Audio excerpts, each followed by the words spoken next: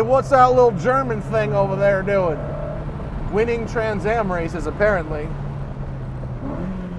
Oh, yes. Look at this. Oh, hanging on, hanging on, hanging on. Oh!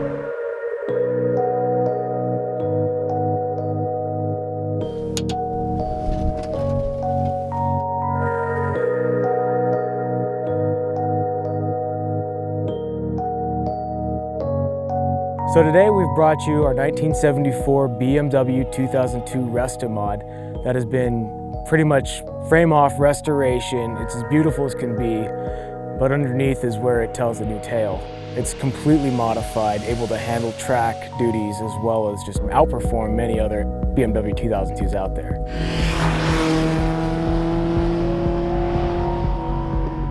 Believe it or not, I have been doing this job for 10 years now, and I have spent almost no time in a BMW 2002. The 2002 and its siblings, the 1500 and 1600, were pretty much the defining cars in how BMW operated for the next 30 years. And so when Clarion Builds invited us out to drive their Resto Mod 2002, I immediately was like, yes, yes! We need to do that. I drove one of these once, and it was old and stock, and it was neat, but it was just an old car. So this one is very different.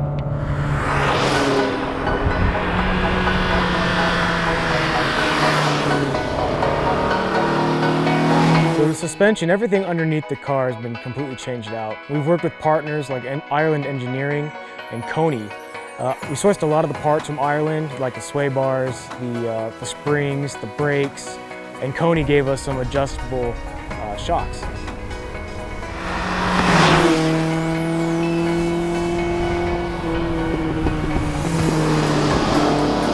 The engine is the original M10, 4-cylinder out of here, 2-liter, but it has been gone over and massaged to get every last pony working as it should.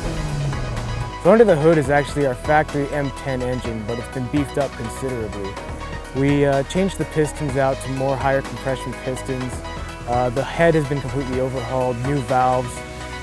The engine itself puts out probably 20% more horsepower than it did when it left the factory. But to help things out, we also have dual Webers on the cars. Makes it a little quicker.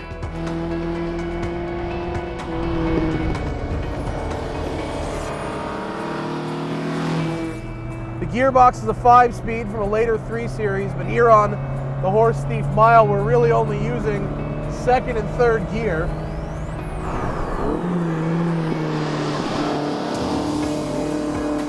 Very little power, but also only weighs about 2,200 pounds. And it's just a workhorse, man. This is all old school. It's not some brand new M3 engine, this thing. It's just the old school engine, hot rodded in the old school way. And guess what? Temperatures, perfect. It takes a beating, man. This is a car that you can tell has been set up for performance driving.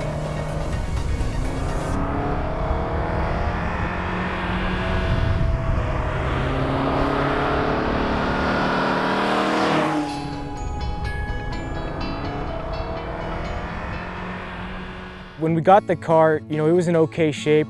Looking on it, when we took it to basically when we stripped the car down, it told a different story. There had been previously fixed body damage, a whole lot of rust. We went through the whole thing, fixed it completely with our partner Diamond Hills out in Diamond Bar, California. They basically gave the car the treatment you see there with factory shored blue BMW paint, just looking as it did as it left the factory. The wheels are actually original BBS RS series wheels. The 15-inch we found in a container in Japan. Cool thing about those wheels are, there's a lot of reproductions and they've been remade since, but those are period correct for the car. They're 30+ years old. We had them restored by VR Wheel out in Walnut. So the interior of the car, we worked with Coupe King, and he actually hooked us up quite a bit getting that done. Because Euro spec cars offer different features than the US bound ones. And so what's inside of that car is a completely Euro spec, what they call a Luxe package interior, which features, leather door panels, leather interior, nicer carpet, just an entirely upgraded interior. If you look at the seats are out of a older model BMW 2002, just because we prefer the way they look. And everything else, new carpet, the gray Alcantara headliner, the Nardi steering wheel and shift knob, it's top notch, super, super nice. This Luxe package ensures that you have to hang on the wheel with every fiber of your being during cornering. But look at this, it corners flat. It's got modern tires on it. Go, go! It feels like right at home next to a Porsche of the period. It's analog and it's got really good basics, really good bones, really good feedback. But I would describe it in the same way I describe a 70s 911. It's just honest. It's just a good, honest, simple little sports car that offers a ton of feedback, and it's a lot of fun. Now, it is a little silly to be at a racetrack with this car, even though I appreciate the luxury of it all.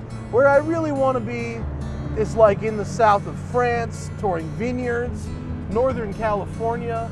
It's a car that makes me want to cruise the countryside. And you could cruise the countryside at a rapid pace in one of these. On a public road, these speeds would still be pretty quick. It's just that on a racetrack, a lot of full throttle. So the stereo in the car is completely unique. We wanted to keep the car as classic looking as possible, but still giving it some 21st century edge. Starting with the head unit, we have an NX605 Clarion touchscreen head unit. Working our way back to the speakers, the front kick panels have 6.5-inch components with tweeters. The rear package of the car has 5-way 6x9 speakers. And when you get towards the back of the car, inside of the trunk, we have two 10-inch subwoofers in a custom-made enclosure, fiberglass and everything, all of it powered by Clarion's 6-channel amplifier that feeds the highs and the subs. Well, we picked the 2002 as the flagship project for the Clarion's build program, well, mainly for one reason. It's cool as hell. You look at it, it's just a fun car. We had an interesting meeting leading up to the build, and we all sat around a table and just kind of asked each other, what would we build? We thought it would be a big debate, but within about 5 minutes we were settled. Everybody almost unanimously threw out the name 2002, and we were settled. So we're actually going to be taking the car to Barrett-Jackson in April in Palm Beach, where it'll be auctioned off to support cancer research at TGen.